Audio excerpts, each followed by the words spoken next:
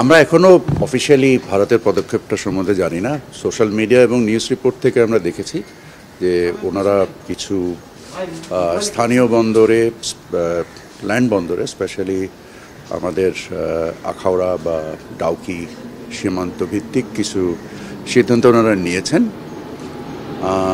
আমরা ফর্মালি জানার পরে ব্যাপারগুলো নিয়ে পদক্ষেপ নিতে পারবো, বা আমাদের বিশ্লেষণগুলো চলছে। সরকারের বিভিন্ন সংস্থা জিনিসগুলোকে উপলব্ধি করার চেষ্টা করছে এবং তার পরিপ্রেক্ষিতে আমরা আমাদের করণীয়গুলো আমরা নির্দিষ্ট করব। আমাদের এখানে খুব বেশি যে আসবাবপত্র যায় তা না।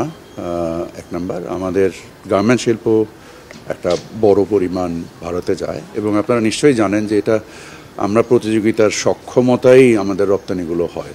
সো এটা দুইজনের জন্যই একটা লাভজনক প্রক্রিয়া বিষয়।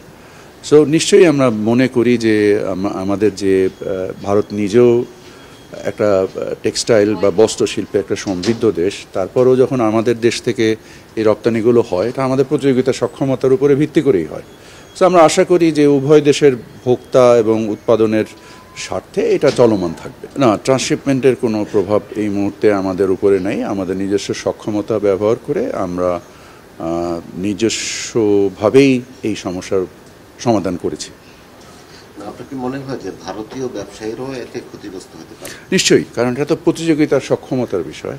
আর বিভিন্ন সময় আপনারা নিশ্চয়ই দেখেছেন যে আমাদের যেহেতু আমরা ভৌগোলিকভাবে একটা কানেক্টেড দুটো দেশ, সো আমাদের প্রতিযোগিতার সক্ষমতা অবশ্যই আমাদের পরিবহন ব্যয় বা অন্য অন্য জিনিস দিয়েও নির্দিষ্ট হয়। তো সেক্ষেত্রে আমাদের যে বিভিন্ন সময় আমরাও আমাদের কৃষিপণ্য উৎপাদন এবং ভোগের উপরে নির্ভর করে আমদানিতে বিভিন্ন রকমের বিধিনিষেধ আরোপ করি, ভারতও করে।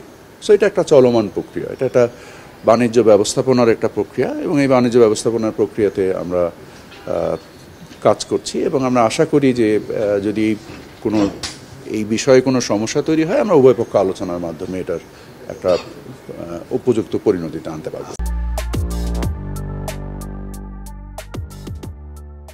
আমাদের তো বেশ কিছু বন্দর এখনো চালু আছে।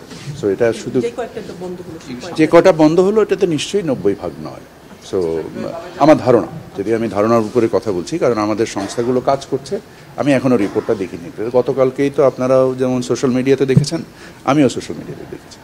সো আমরা এটা হয়তো আরও 2-1 দিন লাগবে আমাদেরকে পুরো জিনিসটা একটা স্থিতি নেওয়ার জন্য। আমি কিছু তথ্য চেয়েছি, সেই তথ্যগুলো হয়তো বা আজ না হলে কাল নাগাদ আমি পেয়ে যাব। এই পেয়ে যাওয়ার পরে আমরা এই জিনিসগুলো সম্বন্ধে আরও ভালো জানতে পারব। আমার কাছ তো বাণিজ্য, সো আমি বাণিজ্য নির্দিষ্ট বিষয়ে সীমাবদ্ধ থাকতে চাই। আমি সবসময় যেটা বলে এসেছি, আমি উদার বাণিজ্যে বিশ্বাসী একজন মানুষ। আমার কাছে বাণিজ্য যে ইনক্লুশন সেটাই মূল ইম্পর্ট্যান্ট, বিকজ আমার দেশের ব্যবসা এবং ভোক্তা তাদের সক্ষমতা বৃদ্ধি করার ক্ষেত্রে বাণিজ্য উদারীকরণ এবং বাণিজ্য ইনক্লুশন ছাড়া আর কোনো রাস্তা আমি দেখি না। আমি এর বাইরে কিছু জানি না। বাণিজ্য বৃদ্ধি করবো, দ্বিপক্ষীয় সম্পর্কে উন্নয়ন করবো, অবশ্যই করতে চাই। সেক্ষেত্রে উল্টা কাজ হচ্ছে এখন। আমরা এই জিনিসগুলোই আলোচনায় নিয়ে আসবো এবং আপনারা নিশ্চয়ই জানেন যে ভারতের সাথে আমাদের যে বাণিজ্য সেটা ভারতের দিকেই অধিক ভারী। সো আমরা নিশ্চয়ই আমাদের এই অবস্থানগুলোকে সঠিকভাবে তুলে ধরবো এবং আশা করি আমরা আমাদের এই সমস্যার সমাধান করতে পারবো। এটা তো একটা দীর্ঘমেয়াদী প্রক্রিয়া। আপনি তো আর একদিনে বাণিজ্য ঘাটতি করতে পারবেন না। এবং আমরা যেটাও ভারত থেকে সোর্স করি সেটাও কম্প্যারেটিভ রিজনেই সোর্স করি।